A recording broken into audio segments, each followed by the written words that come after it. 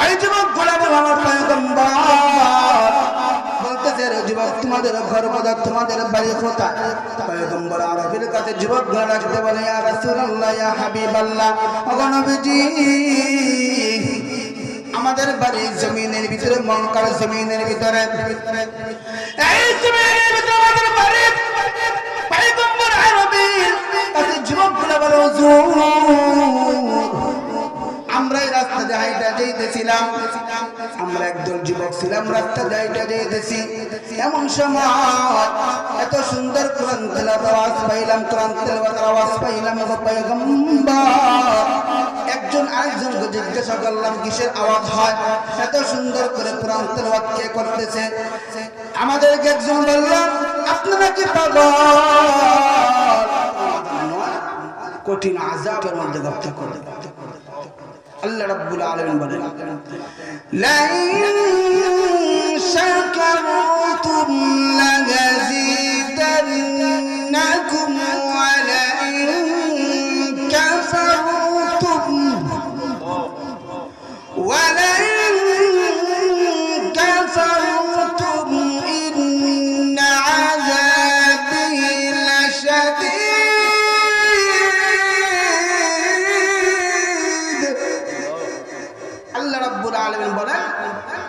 যখন আমার বান্দা নিয়ামত পাবে, নিয়ামত পাওয়ার পরে নিয়ামতের শুকরিয়া আদায় করবে, আমি আল্লাহ রাব্বুল আলামিন আমার বান্দার নিয়ামতকে বৃদ্ধি করে দেব। শুধু বৃদ্ধি করে দিয়ে শেষ করব না, আমি আল্লাহ রাব্বুল আলামিন তার পিছনের গুনাহকে আমি আল্লাহ তাআলা ক্ষমা করে দেব। সুবহানাল্লাহ। যদি বান্দা নিয়ামতের অস্বীকার করে, নিয়ামতের শুকরিয়া আদায় না করে, ইন্না আযাবি লাশাদীদ, আমি আল্লাহ রাব্বুল আলামিন বান্দা তোমাকে কঠিন আযাবের মধ্যে গ্রেফতার করব। সমস্ত কিছুর মালিক কে? আসমানের মালিক কে? জমিনের মালিক কে? হায়াতের মালিক কে? মউতের মালিক কে? রিজিকের মালিক কে? সম্পদের মালিক কে? সম্পদ না দেওয়ার মালিক কে? দেওয়ার মালিক কে? সমস্ত কিছু, গোটা দুনিয়ার জমিনের মধ্যে যা আমরা ভোগ করি সমস্ত কিছুর মালিক একমাত্র আল্লাহ। কোন কিছুর মালিক আমি না। আমি আপনার যে জমিনের ভিতর চলাফেরা করতেছি, এই ক্ষেত, এই জমিন, এই বাড়ি, এই গাড়ি, এই সম্পদ, এই ব্যাংক, এই অট্টালিকা, এই মেল কারখানা, সমস্ত কিছু আমার আমার আমার। কিন্তু আমার আমার বললে হবে না, আমার রব্বে কারীম বলে কোনো কিছুই তোমার না, সবকিছু আমি আল্লাহ। সবকিছু কার? যাই কথাটা বলতেছিলাম বাবা,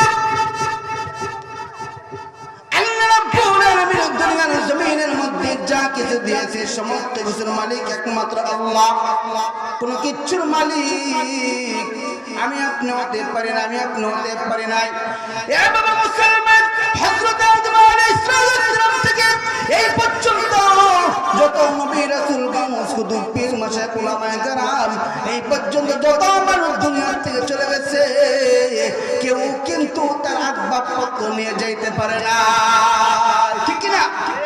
কেউ কিছু নিয়ে যাইতে, সবাই তো বলে আমার আমার আমার আমার হইলে আমার তো আমি নিয়ে যেতাম,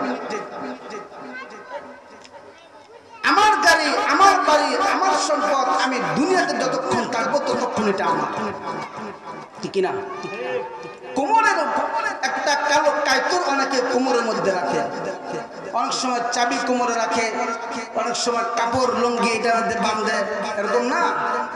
কিন্তু এই কোমরে যে ভুট্টা থাকে, কায়তুন থাকে, এটা পর্যন্ত যখন মুর্দাকে গোসল করানো হয়, এই মুর্দাকে গোসল করানোর সময় এই কোমরের কায়তুন পর্যন্ত এটা রেখে যায়। কিছুই তার সঙ্গে যাবে না, তার সঙ্গে যাবে শুধু নেক আমল আর বদ আমল। এই নেক আমলগুলো মুসলমান, আমি এই ময়দানের মধ্যে বসলাম, এই জমিনের মধ্যে বসলাম, এখানে বসে বসে কোরআন তেলাওয়াতের আওয়াজ শুনলাম, কথা শুনলাম, উলামায়ে কেরামের চেহারার দিকে তাকায় আমার নেক হবে, নজর হবে। নজর দিয়ে তাকাই এবার কোরআনে সওয়াব হবে, ঠিক কিনা বলেন? যখন আমি উলামায়ে কেরামের চেহারা দিয়ে তাকাবো আমার সগীরা গুনাহগুলো আল্লাহ মাফ করে দিবে।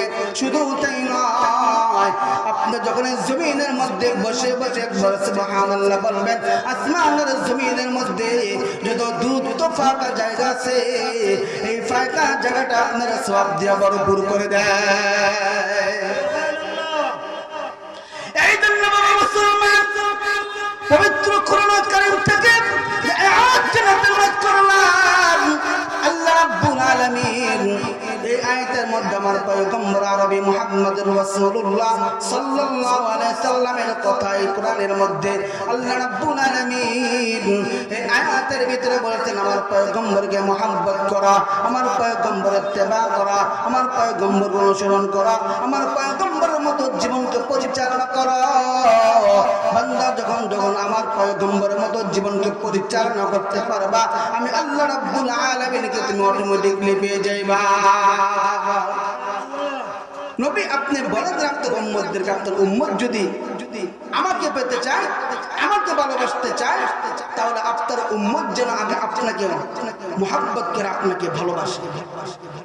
আমার ভিতরে তো নবীর ভালোবাসা নাই। হক কথা বলতে গেলে এখন বলবে গীবত বলে, আছে না? যারা শিক্ষিত মানুষ, আমি জানি এই নবীনগরে এই বরিকান্দি ইউনিয়ন থুল্লাকান্দি এই গ্রামের মানুষ তারা শিক্ষিত, তাদের দিমাগ আছে, তাদের ব্রেন আছে। আমি জানি তাদের এই ব্রেন আছে, তাদের দিমাগ আছে, তারা বোঝে ভালো মন্দ, তারা বোঝে। কিছু কিছু জায়গা আছে ভালো মন্দ বুঝতে চায় না। ওলামায়ে কেরাম যেটা বলবে, হক কথা বলবে, এটা সে বুঝতে চায় না, তাহলে সে কানা চোখে দেয় না। সত্যটা চোখে দেখবে না, সে কানা, চোখটা কি দ্বন্দ্ব। এই জমিনের মধ্যে পয়গম্বর নবী মুহাম্মদুর রাসূলুল্লাহ সাল্লাল্লাহু আলাইহি সাল্লামকে মুহাব্বত করা করবে, কারা করে? এই জমিনের মধ্যে যারা পয়গম্বরকে মুহাব্বত করে, এই জমিনের মধ্যে আমার পয়গম্বরকে কারা ভালোবাসে? যাদের 3.5 লাখ বডির ভিতরে আমার পয়গম্বরের সুন্নাত আছে, ঠিক কি না বলে? আমার পয়গম্বরের সুন্নাত যার ভিতরে আছে, সেই আমার নবীকে ভালোবাসে। পয়গম্বরের সুন্নাত নাই, আম্মাদান খাদিজাতুল কুবরা রাদিয়াল্লাহু তাআলা আনহা একজন মহিলা, মা তুমি একজন মহিলা, আমার পয়গম্বর আরবি মুহাম্মদুর রাসূলুল্লাহ সাল্লাল্লাহু আলাইহি সাল্লামের বিবি আম্মাদান খাদিজাতুল কুবরা রাদিয়াল্লাহু তাআলা আনহা কেমন মহিলা ছিল, আর তুমি কেমন মহিলা? ফাতেমা রাদিয়াল্লাহু তাআলা আনহা কেমন মহিলা ছিল, আর তুমি কেমন মহিলা? আয়েশা সিদ্দিকা রাদিয়াল্লাহু তাআলা আনহা কেমন মহিলা ছিল, আর তুমি কেমন মহিলা? তুমি তো রাস্তাঘাটে বোরকা ছাড়াই তুমি চলাফেরা করো না। তুমি তো বাজারে, সলিমগঞ্জ বাজারে তুমি বোরকা ছাড়াই হাঁটা শুরু করো। নামাজ পড়া যেমন ফরজ, পর্দা করা কি? পর্দা করা কি? আল্লাহর পয়গম্বর মুহাম্মদুর রাসূলুল্লাহ সাল্লাল্লাহু আলাইহি সাল্লামকে জমিনের মধ্যে কারা মুহাব্বত করে বেশি বলেন? যাদের জায়গার ভিতরে, যাদের সাথে 3 লাখ বডির ভিতরে নবীর সুন্নাত আছে, নবীর মুহাব্বত তাদের ভিতরে আছে। যাদের ভিতরে নবীর সুন্নাত নাই, নবীর পোশাক তাদের শরীরে নাই, তাদের ভিতরে কোনো মুহাব্বত নাই। এ বাবা মুসলমান, আল্লাহর বান্দা যদি বলে আমার সন্তান আমার কথা মানে না, আমার কথা শুনে না, আমার কথা বোঝে না, হঠাৎ করে সন্তান যদি বলে বাবা আমি তোমাকে অনেক মানি, আমি তোমাকে অনেক মানি, সন্তানের বয়স হয়ে গেছে 25-30 বছর, সন্তানের বয়স হয়ে গেছে 20 বছর, সন্তানের বয়স হয়েছে, কোনোদিন বাবার কথা মানে না, মায়ের কথা মানে না। আরে বাবা মসজিদের মধ্যে গিয়া তাহাজ্জুদ নামাজ পড়ে, নামাজ পড়ে পড়ে সন্তানের জন্য দোয়া করেন, আল্লাহ আমার এই বাবু সন্তানটাকে আপনি একটু হেদায়েত দেন, একটু বুঝার শক্তি তাকে আপনি দান করে দেন। ওই বৃদ্ধ বাবা মুরব্বী বাবা যখন মসজিদের কোণার মধ্যে বসে বসে যখন আল্লাহর কুদরতি পায়ের মধ্যে সেজদা দিয়া এরকম ভাবে আল্লাহর কাছে দোয়া করে, আল্লাহ আপনি আমার সন্তানকে হেদায়েত দেন, আপনি আমার সন্তানকে একটু বুঝ দান করেন। হঠাৎ করে সন্তান যদি পিছন দিক দিয়ে বলে, এ বাবা আমি সন্তান, আপনাকে আমি অনেক মানি, অনেক মানি। হঠাৎ করে আল্লাহর কাছে আল্লাহর বান্দা বলে, মুরব্বী বাবা বলে, হ্যাঁ প্রভু আপনি আমার দোয়া কবুল করছেন, আমার সন্তান আমার পিছন দিয়ে এসে বলতেছে আমার সন্তান আমার কথা মানে। সকাল যখন হয়ে গেল আল্লাহর বান্দা তার সন্তানকে বলে, বাবা রে, এ বাবা আমার জমিনের মধ্যে কয়েক ফোঁটা ঘাস কাটতে হবে, গরুকে তুমি গোসল করাই দেবে, গরুর জন্য কচুরি নিতে হবে, কচকুটি নিতে হবে, গরুর জন্য ফেনা নিতে হবে, ঘাস কাটতে হবে, আমার 2 ফোঁটা ঘাস তুমি আইনা দিয়ে যাও। এখন যদি সন্তান বলে, আমি তোমার কথা মানি, আমি তোমার কথা মানে, আমি তোমার কথা মানে, আমি গাছ নিতে পারবো না, আমি কচুরি ফ্যান আনতে পারবো না, গরুরে গোসল করাতে পারবো না, এটা মানা হয়েছে নি? মানা হয়েছে নি? এটা যেমন মানা হয় নাই, আমার পয়গম্বরের সুন্নাত মানে না, আমার পয়গম্বরকে মুহাব্বত করে মুখে মুখে বলে, এটা আমার পয়গম্বরের মুহাব্বত করা হয় না, ঠিক কিনা বলে? ইমামুল আউয়ালিন আল আখিরিন ভরে সাদাকা রাহমাতাল লিল আলামিন সাইয়্যিদুল কাউনাইন খাতামুল মুরসালিন আখির আমদ বুদ ফখরুল আউয়ালিন। আমার পয়গম্বরকে মুহাব্বত করতে সাহাবাগণ কত মুহাব্বত করত, তায়েফের ময়দানে রক্তাক্ত হয়েছে, যুদ্ধের ময়দানে গিয়ে এরকমভাবে রক্তাক্ত হয়েছে, পয়গম্বরের ভালোবাসা তারা ছেড়ে যায় না। আল্লাহর পয়গম্বর একদিন মসজিদে নববীর বারান্দায় বসে বসে কোরআন তেলাওয়াত করতেছে। কি তেলাওয়াত করে? কোরআন তেলাওয়াত করতেছে না কাজী নজরুলের বই? কি তেলাওয়াত করতেছে? আওয়াজ করে বলেন, কি তেলাওয়াত করতেছে? কোরআন তেলাওয়াত করতেছে। সওয়াব হবে, এটা বলেন, সওয়াব হবে? মুখ মুঞ্জে থাকলে সওয়াব হতো না। পয়গম্বর আরবি একদিন কোরআন তেলাওয়াত করতেছে, আর একদল যুবক রাস্তা দিয়ে হাইটা যাইতেছে। সুবহানাল্লাহ। একদল যুবক রাস্তা দিয়ে যাইতেছে, বলতেছে, কে রে এত সুন্দর তেলাওয়াত, এত সুন্দর কোরআনের আওয়াজ কোথা থেকে আসে? একদম যুবক ডাক দিয়ে বলতেছে, জানো না এই জমিনের মধ্যে একজন নবী দাবি করে, নবী দাবি করে আব্দুল্লাহ মুহাম্মদ, সে নাকি নবী, তার উপর নাকি কোরআন নাযিল হয়েছে, সে নাকি নবী হয়েছে, সে কোরআন তেলাওয়াত করে। নাউযুবিল্লাহ। নবী দাবি করছেন, আল্লাহ নবী বানায় বাড়াইছে, আল্লাহ নবী বানায় বাড়াইছে। কথা বলেন না? কাদিয়ানীর গোষ্ঠী, ওই কাদিয়ানীর গোষ্ঠী সে তো নবী দাবি করছে, সে কি কাফের? কাফের কি না? আর কথা কয় না, বোঝেন না কথা? যার 16 লাখ বউ মনে করেন, হে হেডা আমরা কিচ্ছু, আমি ওয়াজ দিতে কই দিলাম। কাদিয়ানীর গোষ্ঠীতে কিছু বললে যদি মনে করে 16 লাখ আছে, মনে করো হ্যাঁ কাদিয়ানীর গুরু ফেল লগে আছে।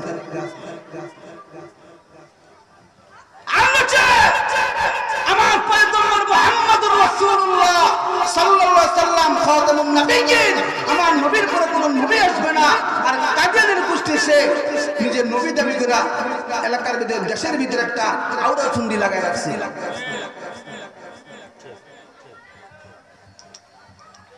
কাদিয়ানীর গোষ্ঠী সে কাফের, সে নবী দাবি করতে, সে কাফের হয়ে গেছে। আমরা দেশের ভিতরে টেকনাফ থেকে তুতুলিয়া, রূপসা থেকে পাথরিয়া, আমরা প্রত্যেকটা উলামায়ে কেরাম, আমরা 15টা বছর পর্যন্ত এই সাবেক প্রধানমন্ত্রী শেখ হাসিনাকে বলেছিলাম যে কাদিয়ানীর গোষ্ঠী তাদেরকে আপনি মন্ত্রণালয় থেকে, সরকারিভাবে সংসদ থেকে আপনি তাদেরকে কাফের ঘোষণা করেন। ঠিক কিনা বলেন? আওয়াজ করে বলো, ঠিক না?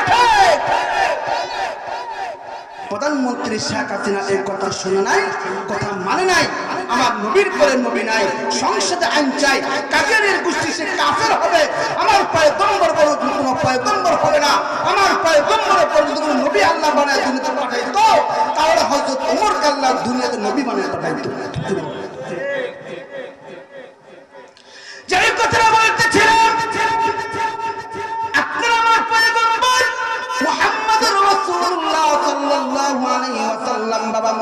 মুহাম্মাদুর রাসূলুল্লাহ মসজিদের নববীর ভিতরে বারান্দায় বসে বসে কোরআন তেলাওয়াত করতেছে। এমন সময় একদল যুবক রাস্তা দিয়ে হাঁটা যায়। একদল বলে, রে বন্ধু কে রে, এইটা সুন্দর করে কোরআন তেলাওয়াত করতেছে। একদলের ভিতরে একজন ডাকতে বলে, আব্দুল্লাহ ইবনে মুহাম্মদ বলেন নবী হইছে, সে নবী দাবি করে।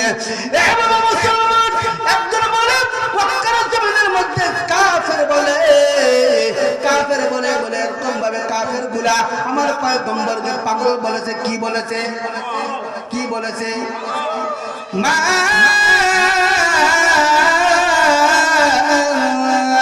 বিনি'মাতি রাব্বিকা বিমাজনুন।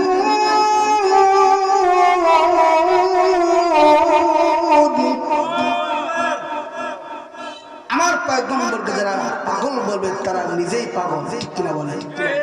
এটা আমার কথা না, পবিত্র কোরআন কারীমের ভিতরে সূরা কলামের ভিতরে 29 নম্বর পারা 2 নম্বর সূরা, সূরা মুলুকের 2 নম্বর সূরা, সূরা কলামের ভিতরে আল্লাহ রাব্বুল আলামিন বলেন, মা আনতা বিনি'মাতি রাব্বিকা বিমাজনুন।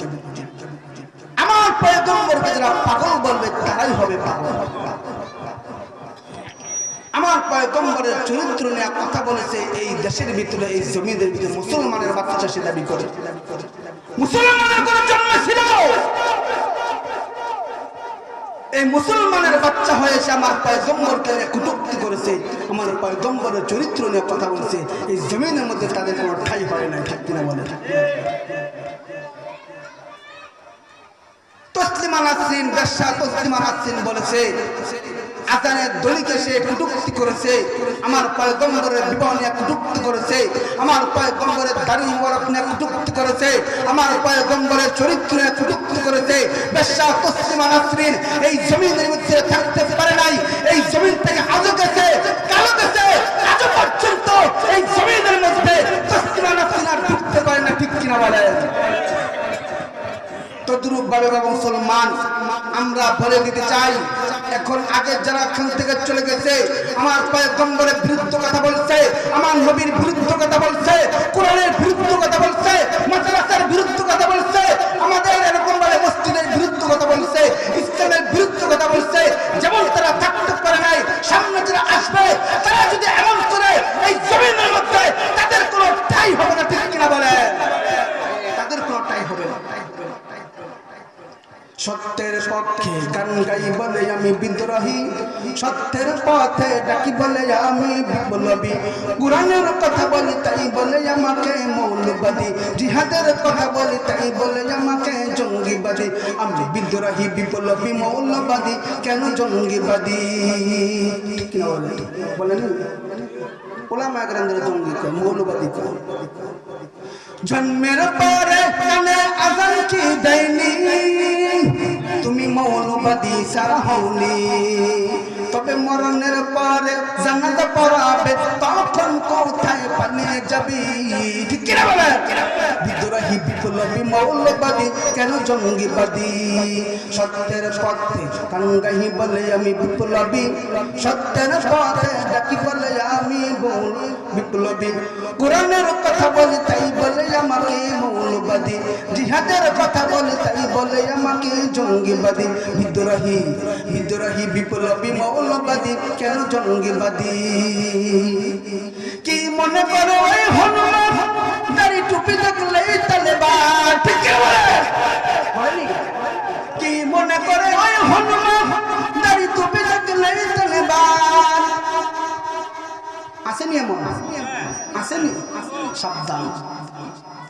পর্দার কথা যদি বলে তখন বলে ফতুয়াবাদী। এমন মহিলা আছে না? মহিলা আছে না? পর্দার কথা বলবে ফতুয়া আছে রে, ফতুয়া চাপতেছে। কয়েক বছর আগে এই দেশের ভিতরে স্বৈরাচার সরকার চাইছিল এই দেশের মহিলা মা বোনেরা ইন্ডিয়ার মতো চলাফেরা করে। জানেননি খবর? আমরা সারা বিশ্বের ভিতরে থেকে তেঁতুলিয়া, উড়িষ্যা থেকে পাথুরিয়া, ঢাকা শহর দ্বারা আমরা গরম করে ফেলেছি।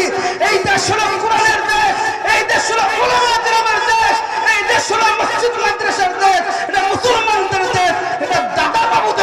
হয়, ঠিক কি বলে? এটা কোনো দাদা বাবুদের দেশ নয়, এটা কোরআন ওয়ালাদের দেশ, ঠিক কি বলে? নারে তাকবীর, নারে তাকবীর, নারে তাকবীর। ইসলামের শত্রুরা নারে তাকবীর। এটা কোনো দাদা বাবুদের কোনো দেশ নয়, এটা মুসলমানদের দেশ, এটা ওলামা গ্রামের দেশ, এটা ইসলামের দেশ, এটা ওলি আউলিয়াদের দেশ, শাহজালাল রহমতুল্লাহ আলাইহির দেশ, আহমদ শমশাহ রহমতুল্লাহ আলাইহির দেশ, আপনাদের ব্রাহ্মণবাড়িয়া মুফতি আমিনা সাহেব রহমতুল্লাহ আলাইহির দেশ, আপনাদের ব্রাহ্মণবাড়িয়া হাফিজ চৌধুরী রহমতুল্লাহ আলাইহির দেশ, উবাইদুল কারি সাহেব রহমতুল্লাহ আলাইহির দেশ, এই দেশ হলো ইসহাক রহমতুল্লাহ আলাইহির দেশ, এই দেশ হলো নানুপুর আল্লামা শাহ জমিরউদ্দিন রহমতুল্লাহ আলাইহির দেশ। এই দেশের ভিতরে কোনো নাস্তিকবাদ, কোনো কার্যকারিতা করতে দেওয়া হবে না, হবে না, ঠিক কিনা বলে? কোনো দিন এটা দেওয়া হবে না। যাই হোক, আমি যে আলোচনা করতেছিলাম আমার পয়গম্বর আরবি মুহাম্মদুর রাসূলুল্লাহ সাল্লাল্লাহু আলাইহি ওয়াসাল্লামের মুহাব্বত কেমন করে আপনার আমার প্রয়োজন। পয়গম্বর আরবি মুহাম্মদুর রাসূলুল্লাহ সাল্লাল্লাহু আলাইহি ওয়াসাল্লাম যখন মসজিদে নববীর ভিতরে বসে বসে কোরআন তেলাওয়াত করতেছে, একদল যুবক বলতেছে, তোমরা কি তারা চিনো নি? বলে হ্যাঁ আমরা তো তাকে চিনি। বলে কেমন চিনো গো পাগল? কি বলছে? তখন আল্লাহ রাব্বুল আলামিন এই কোরআন নাযিল করে ঘোষণা করে দিয়েছে, যারা পাগল বলবে তারাই হবে পাগল। এই বাবা মুসলমান, ওই সময় একদল যুবক দুইটা বাপ হয়ে গেছে, দুইটা বাপ হইয়া তাদের ভিতরে বলতেছে, চলো আমরা পাগল দেখতে যাই। একদল বলতেছে আমরা পাগল দেখতে যাই, আরেক দল বলে না, পাগল দেখার জন্য যাওয়া যাবে না, চলো আমরা চলে যাই। একদল যুবক যখন চলে গেল, আমার পয়গম্বর মুহাম্মদুর রাসূলুল্লাহ সাল্লাল্লাহু আলাইহি ওয়াসাল্লামকে যখন দেখতে গেলেন, সামনে গিয়ে দাঁড়ায় রইলেন। আমার পয়গম্বর এত সুন্দর করে কোরআন তেলাওয়াত করতেছে, কোরআন তেলাওয়াত করতেছে, বলবো নি একটা আয়াতের সাথে আরেকটা আয়াতের মিল খায়, বলবো নি বিসমিল্লাহির রহমানির রহিম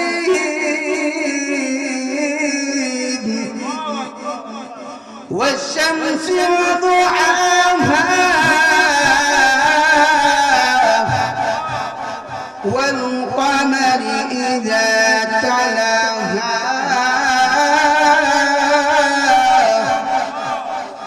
একটা আয়াতের সাথে আরেকটা আয়াতের মিল খায়। নারে তাকবীর, নারে